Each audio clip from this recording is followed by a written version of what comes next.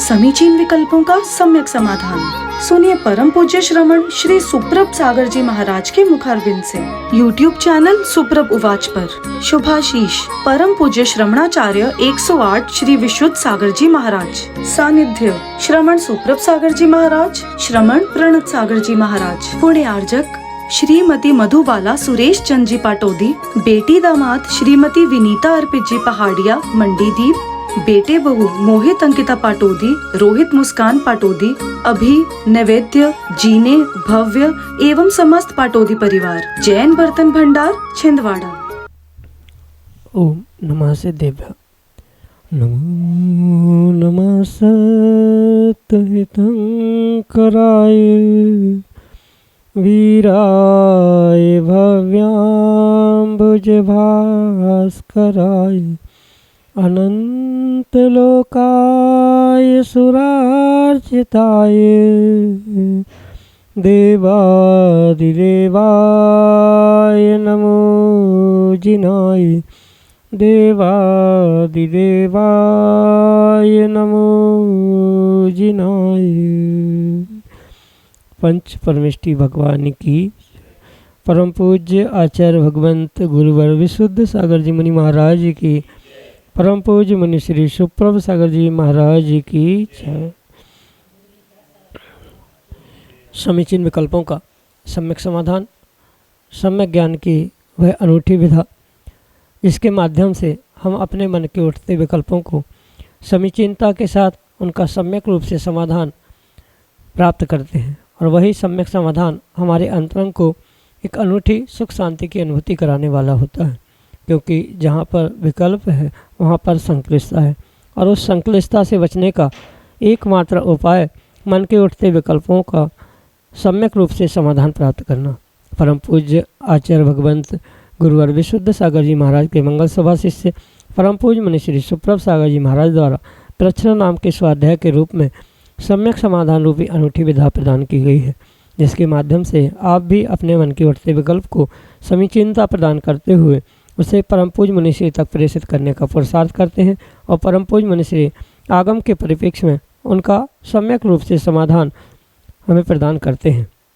तो ऐसे आत्मकल्याण की अनूठी विधा से आप भी जुड़ने का प्रयास करें और अपना समीचीन विकल्प भेजते हुए परम पूज्य मुनि श्री से उसका सम्यक समाधान प्राप्त करके अंतरंग की सुख शांति आत्मिक सुख को प्राप्त करने का पुरुषार्थ करें।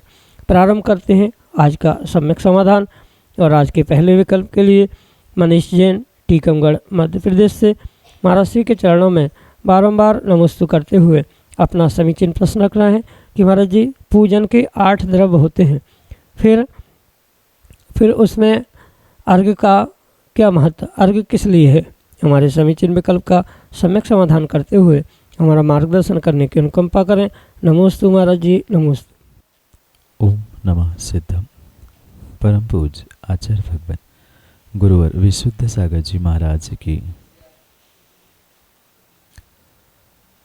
जो जिनेंद्र भगवान आदि पंच परमेष्ठी की पूजन की जाती है, उस पूजन में प्राप्त 8 द्रव्य अर्घ्य जयमाला स्थापना आदि आदि का अपना अपना विशेष महत्व है। जैसे पूजन के 5 अंग कहे जाते हैं, आह्वानन स्थापना आदि आदि रूप, इन 5 अंगों का अपना अपना एक विशेष अर्थ और अभिप्राय हुआ करता है। कुछ न कुछ उद्देश्यों को लेकर ही इन अंगों को या पूजन के 8 द्रव्य अर्घ्य जयमाला आदि को करने की आवश्यकता है। बहुत सारे श्रावक इन विषयों को जानते ही नहीं हैं, और शायद इसी कारण से वह पूजा का पूर्ण रूप से फल प्राप्त नहीं कर पाते। मुख्य उद्देश्य पूजा का भावों की विशुद्धि के साथ साथ अपनी लोभ कषाय का विसर्जन करना है, और साथ में जो उसके मंत्र है, द्रव्य समर्पित किया जा रहा है, उसके पीछे भी आचार्य भगवंतों ने और विद्वानों ने बहुत सारे तर्क प्रदान किए हैं कि किन कारणों से इन 8 द्रव्यों को समर्पित किया जाता है।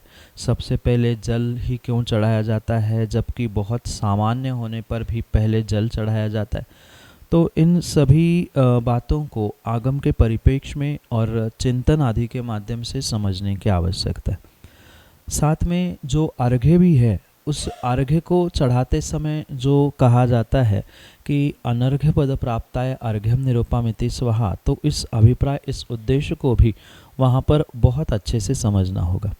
मतलब जो अर्घ्य समर्पित किया जाता है वहाँ सभी आठों द्रव्यों को एक साथ करते हुए अनर्घ्य पद की चाह रखते हुए उन द्रव्यों को एकत्रित किया, जबकि एक एक द्रव्य ही अपने आप में अर्घ्यवान है, मूल्यवान है। इस अभिप्राय से ही उन एक एक द्रव्यों का समर्पण किया जाता है, क्योंकि हमारे पास परमात्मा जैसी बहुत विशेष विभूतियाँ नहीं है, पर उन्होंने जिन गुणों को प्राप्त किया है, उन गुणों को प्राप्त करते हुए वैसे जो लौकिक गुण, व्यवहारिक गुण जिन द्रव्यों में प्राप्त होते हैं, जैसे धूप चढ़ाने से अष्टकर्मों का नाश करने का अभिप्राय है, तो उस अष्टकर्मों के नष्ट करने से जैसे धूप जलाने पर धूप तो जल गई, पर साथ में सुगंध भी प्राप्त हो गई। 8 कर्मों का नाश करते हुए 8 गुणों को प्राप्त करने की इच्छा, अभिप्राय वहाँ होने के कारण से ये लौकिक सुगंध देने के लिए जैसे कार्यकारी होता है, ऐसे 8 गुणों के सुगंध प्राप्त करने के लिए मैं ये धूप चढ़ा रहा हूँ। ऐसे ही प्रत्येक द्रव्य के विशेष अभिप्राय है और ये अपने आप में अर्घ्यवान है, मूल्यवान है, और फिर 8 द्रव्यों को चढ़ाने पर उसकी अनर्घ्यता और विशेष होती है। इसलिए सामूहिक रूप से उसे अर्घ की श्रेणी में रखते हुए 8 द्रव्यों को समाहित करते हुए अंत में अर्घ चढ़ाया जाता है। फिर पुष्पांजलि, जलधारा, इसके उपरांत जयमाला का भी अपना विशेष महत्व है, क्योंकि कुछ अल्प समय में विस्तार से इसे समझना समझाना संभव नहीं है। इसके विषय में बहुत विस्तार से कई बार समझाने का प्रयास किया है, पुनः कभी शिविर आदि के माध्यम से भी इसे समझाने का प्रयास किया जाएगा, क्योंकि एक एक 8 द्रव्य की एक एक द्रव्य का बहुत बहुत महत्व और बहुत विशेष अभिप्राय कहा गया है, तो उनको बहुत विस्तार से समझना होगा। पर सामान्य रूप से अलग अलग चढ़ाने के उपरांत भी एक सामूहिक अनर्घ्य वस्तु, अर्घ्यवान वस्तु, उस अनर्घ्य पद की प्राप्ति के लिए चढ़ाने का ही उद्देश्य वहाँ पर होता है। इसीलिए अर्घ्य 8 द्रव्यों को मिलाकर अंत में समर्पित किया जाता है। यही आपके लिए सम्यक समझ। बानपुर, ललितपुर, उत्तर प्रदेश से सीजल जैन महाराज जी के चरणों में बारंबार नमस्ते करते हुए अपना प्रश्न रख रहे हैं कि महाराज जी, समाज का कोई परिवार मुनि की निंदा करता है, तत्पश्चात दिखावे के लिए माफ़ी मांग लेता है, तो ऐसे परिवार से हमें किसी प्रकार का संबंध रखना चाहिए या नहीं? हमारे समीचीन विकल्प का सम्यक समाधान करने की कृपा करें। नमोस्तु महाराज जी, नमोस्तु। आजकल संसार में, समाज में दिखावा करने वाले लोग सर्वाधिक हैं। उनके मन में कुछ, वचनों में कुछ और क्रियाओं में और ही कुछ कुछ परिणति देखने में आती है।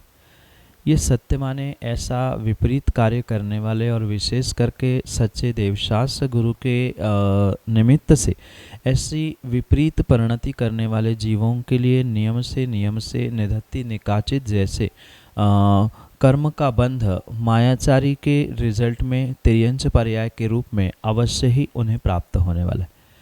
और जब किसी धर्मात्मा श्रावक को, भक्त श्रावक को ये बोध हो जाए कि अमुक अमुक व्यक्ति दिखावे के लिए माफ़ी मांग रहा है, ढोंग कर रहा है, भीतर तो परिणाम वैसे ही है, या फिर कुछ दिनों बाद पुनः वही मुनि संघ की निंदा आदि आदि करने का प्रयास करता है, स्वाभाविक रूप से उनके प्रति आपको माध्यस्थ होने का ही प्रयास करना चाहिए, ना उनसे विशेष लगाव रखना, ना उनसे द्वेष रखना, क्योंकि उनसे भी द्वेष करेंगे तो कहीं ना कहीं आपके भी कर्मों के आश्रयबंध की व्यवस्था वहाँ पर होती रहेगी।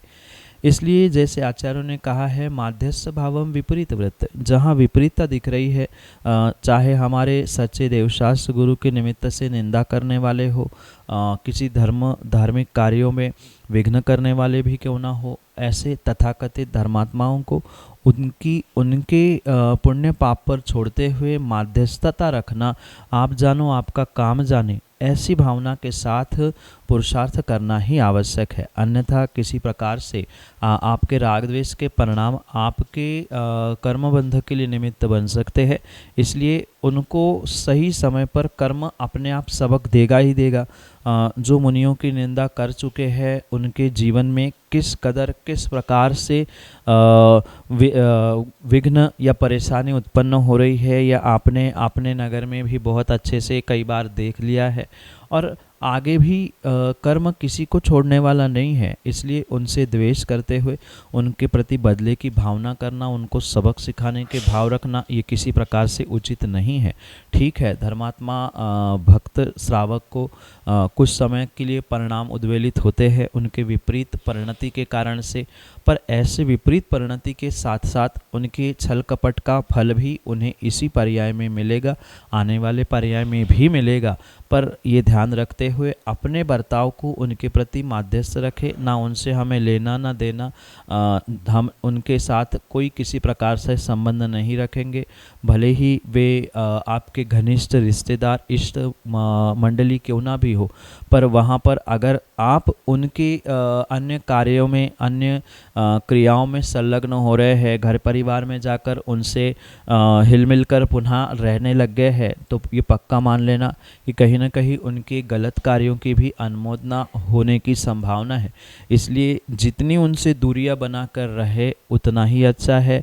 दूर से मिले, जय जिनेन करे ज़्यादा से ज़्यादा, और नहीं है तो माध्यस्थ हो, तटस्थ हो, आप जाने आपका काम जाने, हम स्वतंत्र है आप स्वतंत्र है, ये निर्णय करते हुए उन्हें भी जीव द्रव्य माने और कर्म अपना अपना काम अपने अपने समय पर अवश्य ही करेगा।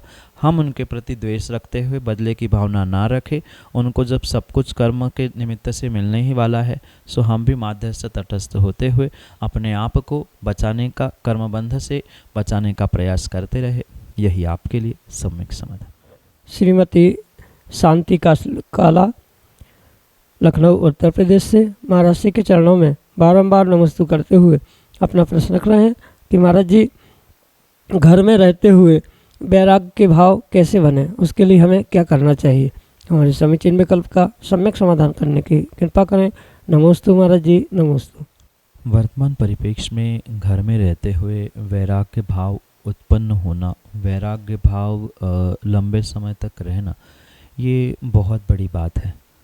अगर निमित्त उपस्थित होने पर किसी व्यक्ति को वैराग्य भाव उत्पन्न हो रहे हैं, मोक्ष मार्ग पर चलने की भावना हो रही है, वैराग्य मार्ग पर चलने की इच्छा हो रही है, तो ऐसे समय पर उन्हें अपने वैराग्य को पुनः पुनः धारण रखने के लिए या अपने वैराग्य की वृद्धि करने के लिए कहीं न कहीं विशेष पुरुषार्थ करने की आवश्यकता है। क्योंकि अक्सर संसारी जीवों के साथ, गृहस्थ लोगों के साथ ये देखने के लिए मिलता है कि थोड़ा सा कुछ निमित्त मिलता है, थोड़ी सी विपरीतता मिलती है, तो उनके परिणाम वैराग्य की ओर बढ़ने के होते हैं, उनके भाव वैराग्य के होते हैं। पर पुनः जब सब परिस्थिति व्यवस्थित हो जाती है तो पुनः वही भाव वैराग्य की राग की ओर बढ़ने लगते हैं। तो ऐसे सिचुएशन, ऐसे परिस्थितियों में अपने मन को उस वैराग्य मार्ग में दृढ़ करने के लिए जो जो परिस्थिति विपरीतता की आज तक जीवन में उन जीवों के घटित हुई है, उन्हें पुनः पुनः याद करने की आवश्यकता है। दूसरी बात, जो 12 भावनाएं हैं, उन 12 भावनाओं का चिंतन करना बहुत आवश्यक है। मैं मात्र पाठ नहीं कर रहा हूँ, 12 भावनाओं का पाठ करना तो बहुत आसान है, पर 12 भावनाओं का पुनः पुनः चिंतन करना, क्या ये वास्तव में अनित्य भावना है या अशरण भावना कैसी है, उस भावना के साथ हमने जीवन में जो अनुभव किया है उन घटनाक्रमों को याद करें। जो विपरीत समय में कोई आपके सहयोग करने के लिए अपना सगा भी नहीं खड़ा हुआ था, ये अशरण भावना के पंक्तियों को पढ़ते हुए चिंतन करने की आवश्यकता है। घर में किसी की मृत्यु हुई तब हम कितना प्रयास कर चुके पर उसे रोक नहीं पाए, आदि अनित्य भावना के अंतर्गत चिंतन करना। संसार का प्रत्येक व्यक्ति कैसा स्वार्थी है, घर परिवार और जितने रिश्तेदार भी है वे स्वार्थ से कैसे भरे हुए हैं, उन्होंने ज़रूरत पड़ने पर कुछ सहयोग कैसे नहीं किया। इन बातों को पुनः पुनः याद करने से अपने हृदय में वैराग्य की उत्पत्ति और वैराग्य की वृद्धि होने की पूरी संभावना है। इसलिए उन घटनाओं को याद करते हुए 12 भावनाओं का पुनः पुनः चिंतन करना, मात्र शब्दों में पढ़ना नहीं अपितु उनका अनुभवन करना, पुनः पुनः चिंतन करते हुए ही अपने वैराग्य को दृढ़ रखने की संभावना घर में गृहस्थ के लिए हो सकती है। यही आपके लिए सम्यक समाधान। पंडित सुरेंद्र कुमार सिंघई, बड़ा गांव धसान टीकमगढ़ मध्य प्रदेश से अगले समीचीन विकल्प के लिए हमारे सामने। द्वय महाराज के चरणों में शत शत बार नमोस्तु। महाराज श्री, मेरी जिज्ञासा है कि भरत ऐरावत क्षेत्र के जो 5 मिलेच्छ खंड है उनमें कौन सा काल प्रवर्ता है, वहाँ काल परिवर्तन होता कि नहीं, और अगर काल परिवर्तन होता है तो वहाँ की शरीर एवं शरीर की ऊंचाई एवं आयु वगैरह जो चतुर्थ काल में होती है, विदेश क्षेत्र में होती है, वैसी व्यवस्था है कि अन्य व्यवस्था है?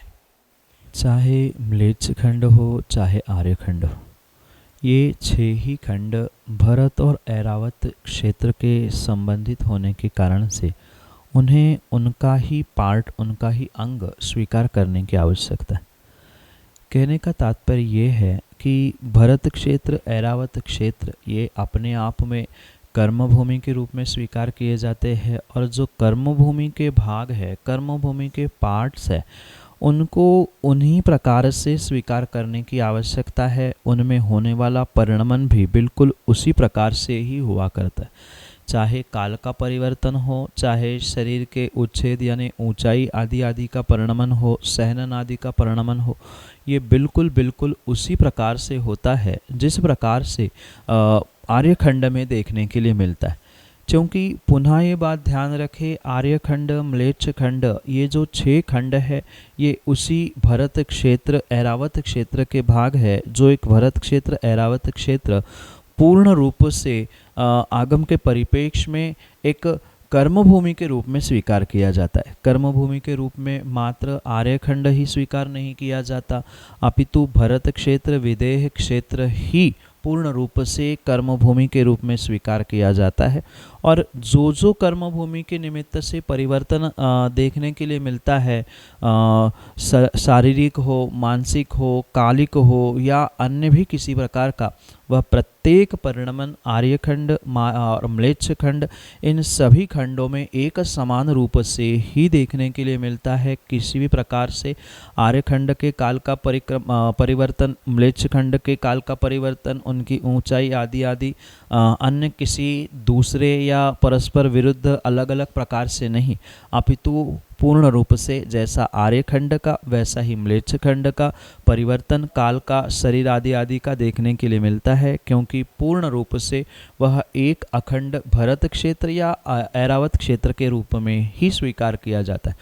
जैसे विदेह क्षेत्र की जो अनेक नगरियाँ कही है, उस विदेह के भी अनेक खंड विभाजित होते हैं, तो वहाँ जैसे पूरे विदेह का एक ही काल का परिवर्तन देखने के लिए मिलता है, वहाँ जैसे सदैव चौथा ही काल होता है। कितने ही वहाँ खंड, कितने ही देश, कितने ही नगरियाँ क्यों ना हो, 20 तीर्थंकर जहाँ विराजमान हैं, वे 20 देश, 20 भाग भी क्यों ना हो, सभी में एक समान जैसे चौथे काल का ही परिणमन देखने के लिए मिलता है।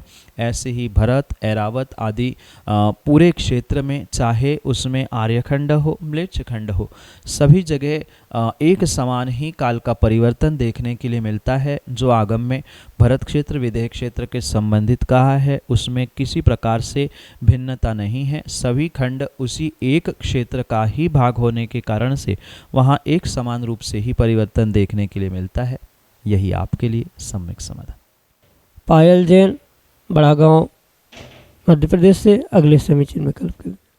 नमोस्तु महाराज श्री, मेरा प्रश्न है कि किसी की बुराई करने में कितना दोष लगता है? नमोस्तु महाराज श्री। परात्म निंदा आत्म प्रशंसे सत गुणोच्छादने नीचे गोत्र से, इस प्रकार से सूत्र देते हुए भगवान उमा स्वामी महाराज अपने तत्वार्थ सूत्र ग्रंथ में स्पष्ट कहते हैं, जो व्यक्ति अपनी आत्म प्रशंसा के लिए दूसरों की बुराई करता है, निंदा करता है, नियम से उस व्यक्ति के लिए नीच गोत्र का आश्रय होता है। नीच गोत्र वो कहलाता है जिस गोत्र में निर्ग्रंथ मुनि नहीं बना जाता, महाव्रतों को धारण नहीं किया जाता, महाव्रतियों के लिए आहारदान आदि देने की जिसमें योग्यता नहीं होती है, आदि आदि उन गोत्रों को, कुलों को इस श्रेणी में रखा जाता है। इसलिए जो भी किसी की निंदा बुराई करने वाले हैं उनको बहुत विवेकपूर्वक इन बातों से बचने की आवश्यकता है। जब किसी में गलती ही नहीं है या गलती है भी तो भी बुराई ना करे, ऐसा आगम में लिखा हुआ है। क्योंकि किसी की गलती होने पर भी उस गलती को सर्वसामूहिक रूप से कहा जा रहा है, उसकी बुराई निंदा की जा रही है, तो भी उसे कर्मों का आश्रय होता है, नीच गोत्र प्राप्त होता है, निम्न कुलों में वह जन्म लेता है। तो जिसके कोई दोष ही नहीं हुआ है, जिसने कोई गलती ही नहीं की है, फिर भी उसकी निंदा, फिर भी उसी की बुराई करने से जो अवर्णवाद हो रहा है, वह अवर्णवाद भी व्यक्ति के लिए, जीव के लिए कहीं न कहीं कर्म बंध, कर्म आश्रय, वो भी बिल्कुल बिल्कुल उस विपरीत रूप से यानी दर्शन मोहनी के रूप से ही प्राप्त होता है। जो दर्शन मोहनी जीव को सम्यक दर्शन से दूर रहने के लिए निमित्त बनता है। ऐसा अवर्णवाद रूप बुराई निंदा हो या बुराई गलती दोष होने पर भी की जाने वाली बुराई निंदा क्यों ना हो, दोनों से ही पूर्ण रूप से पाप आश्रय ही होता है, पाप रूप ही कर्म उसे बंधता है। ये सोचकर ही उनके बहुत बड़े दोष को प्राप्त करते रूप उन व्यक्तियों को, उन जीवों को इन क्रियाओं से, इन कार्यों से बचने की आवश्यकता है। ये कहने से काम नहीं होगा, हमने तो हंसी मजाक में कह दिया था, हमने तो यूं ही बुराई कर ली थी, वो हमारा कर रहा था सो हमने कर लिया। कुछ भी बहाने क्यों ना हो, ये सत्यता समझे, जान के आग में हाथ डाले या अनजाने में आग में हाथ डाले, हाथ डालने वाले का हाथ जल ही जाएगा। आग में जो भी हाथ डालेगा उसका हाथ जलेगा ही जलेगा। इसलिए जो भी निंदा बुराई करेगा, किसी भी कारण से क्यों ना हो, वह नियम से नीच गोत्र या दर्शन मोहनी जैसे कर्मों का आश्रय, पाप कर्मों का आश्रय अपने जीवन में अवश्य ही करेगा और उसका बहुत बड़ा दुष्परिणाम उसके आने वाले जीवन में, आने वाले भविष्य में उसे भोगना पड़ेगा। ये सोच समझकर ही व्यक्ति को कहीं न कहीं इन क्रियाओं से यानी बुराई, निंदा आदि से बचने का प्रयास करना होगा। तो ही वह कर्मों से बचने की पूरी संभावना है, कर्मबंध कर्माश्रव से बचने की संभावना है। अन्यथा नीच गोत्र और अवर्णवाद के निमित्त से दर्शन मोहनी का आश्रय होने से उनका भविष्य बहुत संकट में होगा। यही आपके लिए सम्यक समाधान। समीचीन विकल्पों का सम्यक समाधान सुनिए परम पूज्य श्रमण श्री सुप्रभ सागर जी महाराज के मुखारविंद से। YouTube चैनल सुप्रभ उवाच पर शुभाशीष परम पूज्य श्रमणाचार्य 108 श्री विशुद्ध सागर जी महाराज। सानिध्य श्रमण सुप्रभ सागर जी महाराज, श्रमण प्रणत सागर जी महाराज। पुण्य आर्जक श्रीमती मधुबाला सुरेश चंद जी पाटोदी, बेटी दामाद श्रीमती विनीता अर्पित जी पहाड़िया मंडीदीप, बेटे बहू मोहित अंकिता पाटोदी, रोहित मुस्कान पाटोदी, अभी नैवेद्य जीने भव्य एवं समस्त पाटोदी परिवार, जैन बर्तन भंडार छिंदवाड़ा।